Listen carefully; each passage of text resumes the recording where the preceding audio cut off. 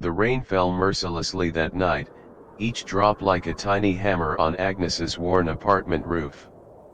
She counted the bills spread across her kitchen table. Not enough, never enough. 3 years of marriage, 2 children asleep in the next room, and tonight she'd eat nothing so they could have breakfast tomorrow. Across town, in the gleaming towers that punctuated Toronto's skyline, Sam Mackenzie closed another multi-million-dollar deal, alone in an office that could swallow Agnes's entire apartment. Neither knew that by this time tomorrow, their worlds would collide with the force of planets, leaving nothing, absolutely nothing, as it was before. Agnes Collins wiped condensation from the bus window with her sleeve, watching the city lights blur through the streaks. Her fingers were still raw from scrubbing toilets at her second job. The first waiting tables at a diner downtown had ended just 3 hours ago. She'd have exactly 40 minutes at home before retrieving her children from the neighbor who watched them for less than she should. Her wedding ring caught the fluorescent bus light, a simple gold band that now felt like a shackle. Jerry had left 3 weeks ago for what he called the business opportunity of a lifetime. Their bank account had been bled dry for his new suit, his plane ticket, his chance. She believed in him then. That belief was thinning like the solace of her only pair of work shoes. In the bitter January cold, her phone buzzed with a text from Jerry, "Contract signed. Everything changing now. Love you." For the first time in weeks, Agnes smiled. She'd endured the hunger, the exhaustion, the relentless anxiety that came with raising 2 small children on minimum wage while her husband chased dreams. Maybe this time, the sacrifice would pay off. That night, she tucked her children into bed with stories of how Daddy would come home a hero. How they'd move to a place with heat that didn't clank and sputter.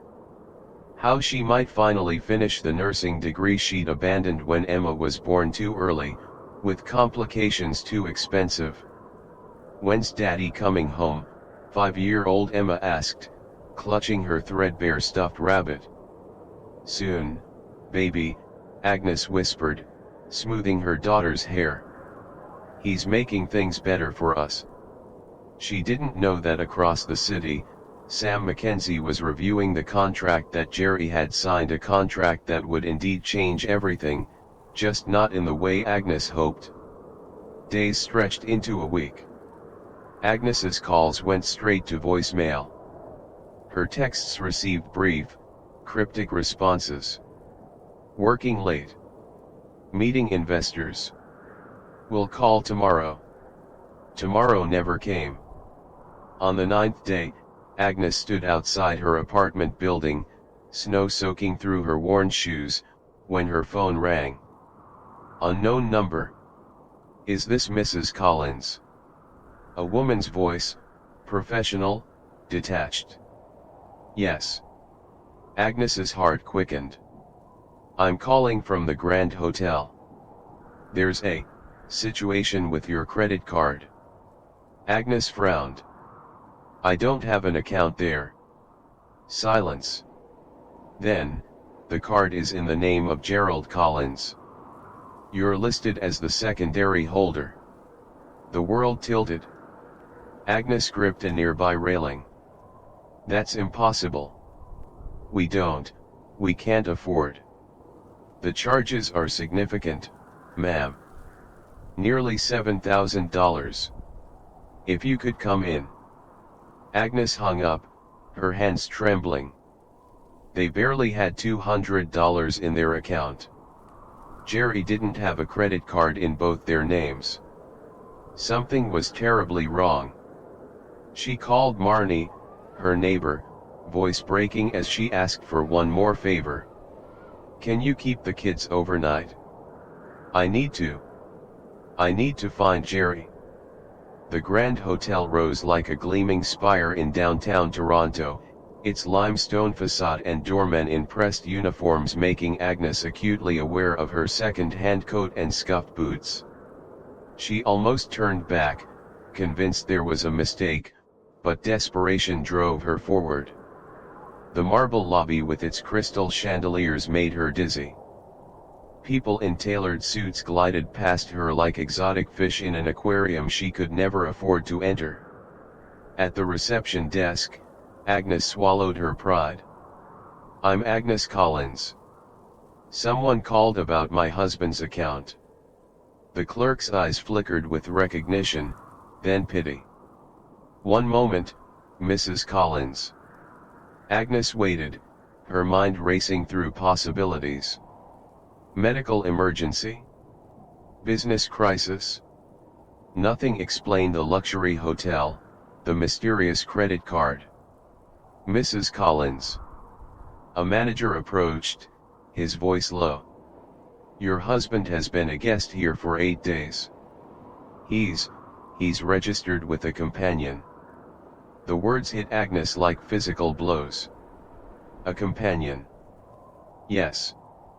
They're currently in the hotel restaurant." He hesitated. "Would you like me to?" But Agnes was already moving, guided by a terrible certainty. Through the atrium, past bewildered guests, toward the soft piano music drifting from the restaurant entrance. And there, at a corner table beneath a glittering chandelier, sat Jerry. Her Jerry. Leaning intimately toward a striking blonde woman, his hand covering hers on the white tablecloth. A bottle of champagne worth a month of Agnes's wages chilled beside them. Agnes stood frozen, watching her husband laugh, a carefree sound she hadn't heard in years. He looked different. Expensive watch. Tailored suit. The burden of their shared struggle nowhere visible on his relaxed face. In that moment, Agnes realized with sickening clarity, Jerry hadn't been building their dream. He'd been constructing his escape. Agnes's legs carried her forward while her mind screamed retreat. The restaurant's soft lighting illuminated her husband's face, a face she'd kissed goodbye 9 days ago, a face now transformed by betrayal. Conversations around her faded to white noise, the clinking of crystal and silver becoming distant echoes as she approached the table. "Jerry." His name fell from her lips like a stone in still water. Jerry's head snapped up, champagne glass suspended midair. The color drained from his face as recognition, then panic, then calculation flashed in his eyes. "Agnes." His voice cracked. "What are you doing here?" The blonde woman looked between them, perfectly manicured fingers still intertwined with Jerry's. "Jerry, darling, who is this?" Agnes felt something crack inside her chest. "I'm his wife. The mother of his children." The restaurant quieted. A waiter discreetly redirected his path. The blonde's expression shifted from confusion to amusement. "Oh." She laughed, the sound like breaking glass. "You must be the charity case. I'm Linda." She extended her hand as if Agnes should kiss it. "Jerry told me all about you." Agnes ignored the offered hand. "Jerry, our children haven't seen you in over a week. Emma cried herself to sleep last night." Jerry's face hardened. He set down his glass with deliberate calm and stood, guiding Agnes by the elbow toward a quieter corner. His touch, once familiar, now burned like acid. "Agnes, this isn't the place," he hissed. "Then where is the place, Jerry?" "Our apartment. The one where I've been working myself to exhaustion to keep the lights on while you..." Her voice broke. "While you what?" "Spend money we don't have on." She gestured toward Linda. Jerry's jaw tightened. "Things have changed. I got the contract." "So you abandoned us?" "Your family." "I didn't abandon anyone. I'm moving up in the world, Agnes." His voice lowered. "Linda's father is the CEO. The marriage was falling apart anyway. We both know that. The words struck Agnes like physical blows. Marriage falling apart? We were struggling together. We were a team. Jerry laughed bitterly. A team? You were dragging me down, Agnes. Look at you. His eyes swept over her worn clothes, her exhausted face. How could I bring important clients home? How could I advance when every cent went to your daughter's medical bills? My daughter? Agnes whispered. She's our daughter. Linda approached, wrapping herself around Jerry's arm like a vine. Everything okay, sweetheart? Our dessert is getting cold. She smirked at Agnes. Though I suppose you're used to cold meals, aren't you, honey? Agnes felt something shift inside her, grief giving way to rage. You think you know him? You think this is who he is? Ask him where he was living 2 weeks ago. Ask him about the money he borrowed from my mother's funeral fund for that suit he's wearing. Linda's smile faltered slightly. Don't listen to her, Jerry snapped. Agnes, I'll send money for the kids. My lawyer will contact you about the divorce. Divorce. The word fell like a hammer. Did you really think I'd stay? Now that I have this opportunity. Jerry gestured around them at the opulence she could never provide. I deserve this, Agnes. I've suffered enough. As he turned away, Agnes found her voice one last time. And what do we deserve, Jerry? Your children, what do they deserve? But he was already walking away, Linda tucked against his side, leaving Agnes standing alone, the weight of her new reality crushing the air from her lungs. Agnes stumbled out of the restaurant, vision blurred by unshed tears. The hotel lobby spun around her, marble and crystal and wealth mocking her ruined life. She needed air. She needed escape. Blindly, she pushed through the revolving door into the bitter Canadian winter, not feeling the cold through the numbness spreading through her body. She made it 3 steps before colliding with someone entering the hotel. Strong hands steadied her as folders and documents scattered across the snow-dusted pavement. I'm sorry, I wasn't, Agnes began, dropping to her knees to gather the papers, grateful for something, anything to focus on besides the hemorrhaging wound where her heart had been. No harm done, a deep voice replied as the man knelt beside her. Are you all right? You seem. Agnes looked up, meeting dark eyes filled with concern. The man was striking tall, broad-shouldered, with close-cropped salt and pepper hair and skin the color of burnished mahogany. His bespoke overcoat and leather briefcase screamed success, but his eyes held something else. Kindness. I'm fine, Agnes lied, handing him the damp papers. Their fingers brushed, and she noticed his wedding band was missing, leaving a pale circle on his ring finger. He studied her face. You don't look fine. No judgment, just quiet observation. Something about his steady gaze broke the dam. A sob escaped Agnes's throat, quickly stifled by her gloved hand. My husband, she couldn't continue. Understanding dawned in the man's eyes. He glanced at the hotel, then back to Agnes. Let me guess. Corner table, blonde companion, champagne bucket. Agnes stared. How did you? I was coming to meet with him. Jerry Collins, right? I'm Sam Mackenzie. He extended his hand. I own the company that just signed your husband's contract. The universe, it seemed, had a cruel sense of humor. Agnes's laugh came out like a strangled cry. Of course you do. Sam frowned. Did I say something wrong? No, it's just. Agnes gestured helplessly. That contract is apparently worth abandoning his family for. Sam's expression darkened. Abandoning his, he stopped, reassessing Agnes with new eyes. You're his wife. A nod was all she could manage. And he didn't mention he had a family when he negotiated a $4.5 million contract. The figure hit Agnes like a physical blow. 4.5 million, she whispered. Their entire married life, they'd never had more than a few $100s in savings. Sam's jaw tightened as he looked back at the hotel. Mrs. Collins.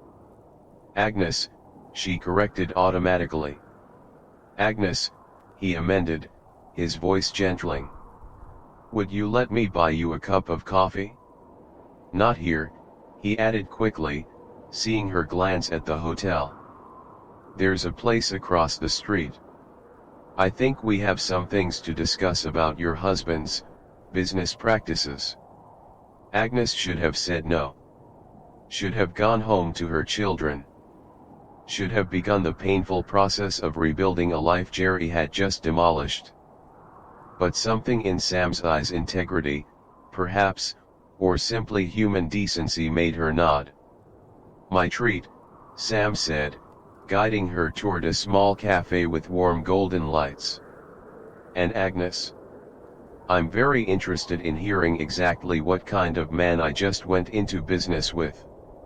As they crossed the street, Agnes didn't notice Jerry watching from the hotel window, his face darkening as he recognized exactly who was escorting his wife away. 3 months could change everything.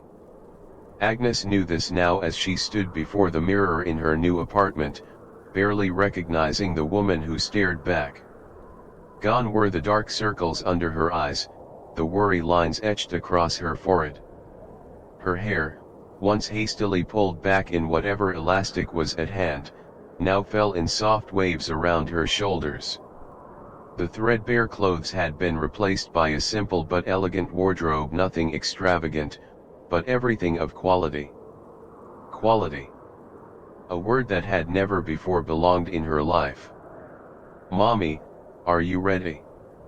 Emma called from the living room. Ms. Diane says we'll be late for ballet. Agnes smiled, touching the delicate pendant at her throat, a gift from Sam when she'd completed her nursing certification exam last week. Coming, sweetheart. The apartment Sam had helped her secure was modest by his standards but palatial compared to what she and the children had known. 2 bedrooms with actual closets. A kitchen with appliances manufactured in this decade. Windows that sealed properly against Toronto's bitter winds. Most importantly, it was 3 blocks from the children's new school and a 15-minute walk to Agnes's new job at Mackenzie Memorial Hospital. Sam had been careful, insistent, really, that Agnes's transformation be her own. He offered opportunity, not charity. When he discovered that Agnes had been 2 semesters away from her nursing degree when Emma's medical bills forced her withdrawal, he didn't simply write a check. Instead, he created a scholarship program for single parents at the hospital his grandfather had founded, making Agnes its first recipient. Your husband's contract has a liability clause, Sam had explained that first night over coffee. If he fails to deliver, every cent must be returned. And Agnes, having met him, I'm increasingly convinced he will fail. He'd been right. Within weeks, Jerry's flashy promises began collapsing under scrutiny. Linda's father distanced himself from the unfortunate association. The money Jerry had flaunted like endless water began to evaporate under his reckless spending. Agnes stepped into the living room where Emma twirled in her pink leotard while Diane, the kind college student who helped with child care, gathered their things. 3-year-old Liam played with wooden blocks on a carpet unmarked by water stains or mysterious burns. You look beautiful, Mom, Diane said, her eyes approving. I feel strange, Agnes admitted. I'm having dinner with Sam and some hospital board members tonight. She smoothed the simple black dress, her first new dress in 5 years. Strange good or strange bad? Diane asked, helping Liam into his jacket. Agnes considered this. Strange, powerful. That was it exactly. Power. Not over others, but over her own life. The feeling of walking into a room without apology. Of speaking and being heard. Of having choices beyond which bill to pay first. Her phone buzzed with a text from Sam, "Car will pick you up at 7. You've got this. They already love your community outreach proposal." Another new sensation, support without strings attached. Sam had been nothing but respectful since that first night, careful with boundaries, genuinely invested in seeing her succeed on her own terms. He'd become a friend when she most needed one. Agnes tucked her phone away and knelt to kiss her children goodbye. Be good for Diane. Mommy has an important dinner tonight. Are you seeing Mr. Sam? Emma asked, eyes bright. She'd taken to Sam immediately, enchanted by his patient explanations and genuine interest in her elaborate stories. Yes, and some other people from the hospital. Remember I told you about my idea to help other mommies who need to go back to school? Emma nodded solemnly. So they don't have to be sad like you were. Out of the mouths of babes. Agnes hugged her daughter tightly. That's right. So they don't have to be sad. After they left, Agnes stood in the quiet apartment, remembering the night 3 months ago when she'd thought her life was ending. Instead, it had been beginning. Not because Sam had rescued her, but because in that moment of complete destruction, she'd found the courage to rebuild differently. Stronger. Her phone buzzed again with a news alert. Mackenzie Enterprises CEO cuts ties with Collins Ventures amid allegations of fraud. Agnes felt no satisfaction, only a quiet certainty that justice sometimes arrived on its own schedule. Tonight, she would present her proposal to bring healthcare education to underserved single parents. Tonight, she would step into her power without apology. Tonight, Agnes Collins would prove that sometimes, the end of one story is merely the prologue to a better one. Toronto's unlikely power couple makes waves again, the headline screamed from Agnes's tablet. Beneath it, a photo of Sam and Agnes at the hospital charity gala, his hand respectfully at the small of her back, her face animated as she spoke with the mayor about the single-parent healthcare initiative that had garnered national attention. Agnes set down her coffee with a sigh. Power couple was the media's invention, not theirs. Yes, Sam had become more than a mentor over the past 6 months. Yes, there was something undeniable growing between them. But their focus had been her program, now successfully graduating its first class of single parents into healthcare careers. Mom. We're on TV again. Emma called from the living room where the morning news played. Agnes rounded the corner to see footage of yesterday's graduation ceremony, where she'd presented certificates to 23 single parents who'd completed medical assistant training. And this remarkably successful program, the anchor woman was saying, comes just as Gerald Collins, estranged husband of program founder Agnes Collins, faces federal charges for fraud and embezzlement. Sources close to the investigation suggest Collins misappropriated nearly $2 million from investors before Mackenzie Enterprises discovered the discrepancies. Agnes quickly switched off the television before Emma could absorb more. Time for school, sweetie. Ms. Diane will be here any minute. Is Daddy going to jail? Emma asked, her small face serious.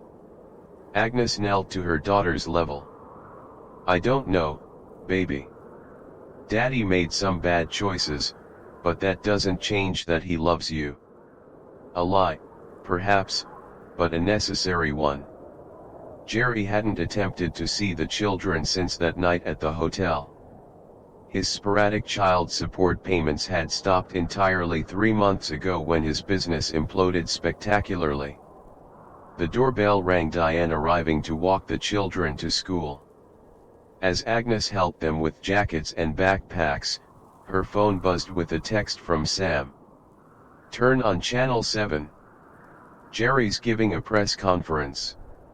After the children left, Agnes reluctantly switched to the news. There stood Jerry on the courthouse steps, considerably thinner, his once immaculate suit now rumpled. Linda was conspicuously absent. I've been set up, Jerry was saying, desperation in his eyes. Sam Mackenzie orchestrated this entire situation because of his inappropriate relationship with my wife. Agnes gasped. On screen, reporters shouted questions. Are you suggesting Mackenzie purposely sabotaged your business? Jerry nodded vigorously. He saw my wife at the hotel that night and decided to take everything from me, my contract, my reputation, and my family. The doorbell rang again. Agnes opened it to find Sam, his expression grim. I'm sorry, he said, stepping inside. I didn't want you to see that alone. Agnes gestured to the television where Jerry continued his desperate accusations. He's trying to salvage what's left of his reputation by destroying yours. Sam shrugged. My reputation can withstand Jerry Collins. I'm more concerned about you and the children. He hesitated. And us. Us. Agnes's heart quickened. The program. The foundation. Sam ran a hand through his salt and pepper hair. Agnes, I've been careful, perhaps too careful, about keeping appropriate boundaries between us. I didn't want anyone thinking your success came from anything but your own brilliance. I know that, Agnes said softly. But Jerry's accusations change things. The media will run with this narrative. They'll say I helped you to spite him. They'll say your program succeeded because of my influence, not your hard work. Sam's eyes held hers. Unless we get ahead of this. Agnes understood instantly. You want to go public with the truth? Sam nodded. All of it? How we met? The timeline?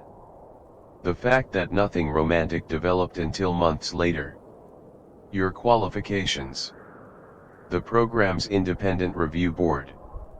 He took a breath. And how I feel about you.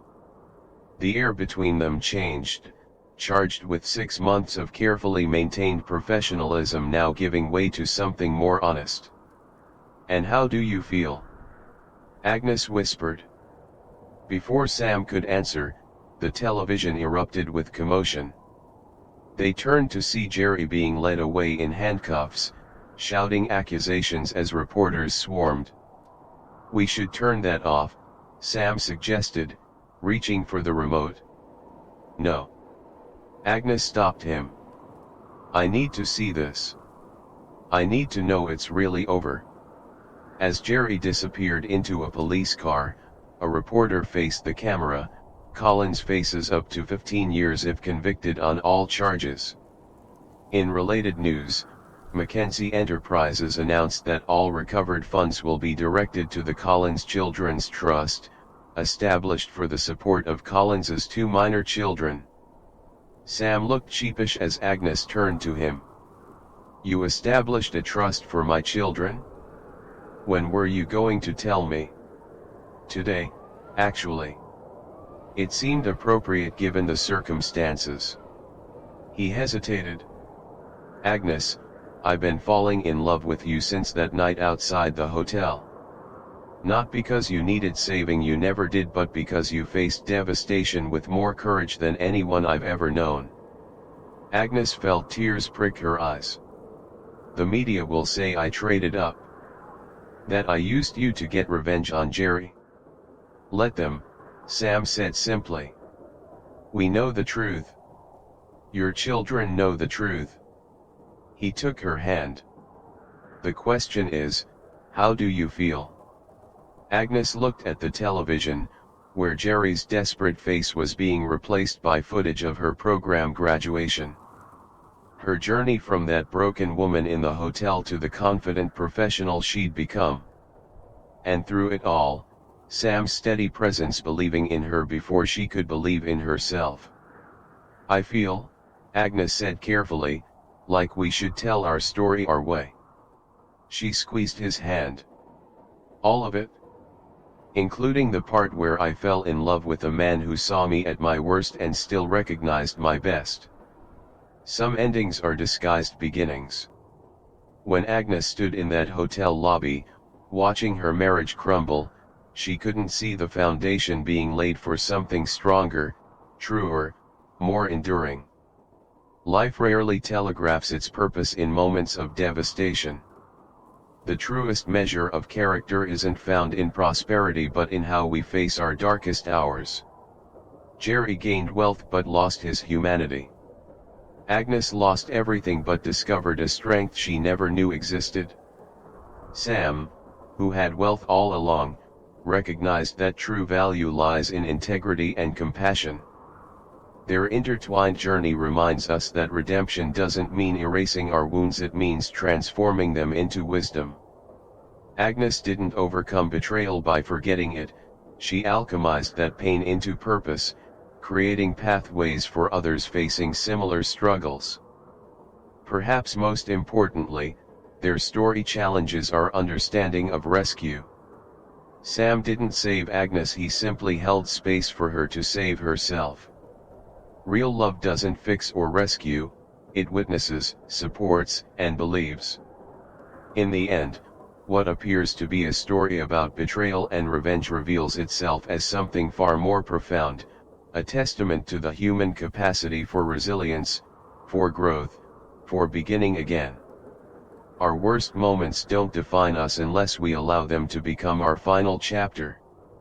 Agnes rewrote her story not because she found a wealthy man, but because she discovered her own indomitable spirit, the one she had possessed all along. Agnes and Sam's journey from that cold night outside the hotel to building something beautiful together isn't just a story, it's an invitation. An invitation to examine your own life's unexpected turns, to question whether what feels like an ending might actually be the universe clearing space for something better. If this story stirred something in you, recognition, hope, or the quiet certainty that you too possess untapped strength, share it with someone who might be standing in their own hotel lobby moment right now. Someone who can't yet see the path forward. Connect with us in the comments. Tell us about a time when your own worst moment became a doorway to something better. Your story might be the exact lifeline someone else needs today. Subscribe to our channel for more stories that challenge the comfortable narrative that hardship only destroys. Follow us on social media where we share daily reminders that your story is still being written, especially on the pages that seem darkest. Remember, Agnes's transformation wasn't magic, it was methodical. One day, one choice, one step at a time. Your next chapter begins with a single word. Write it now.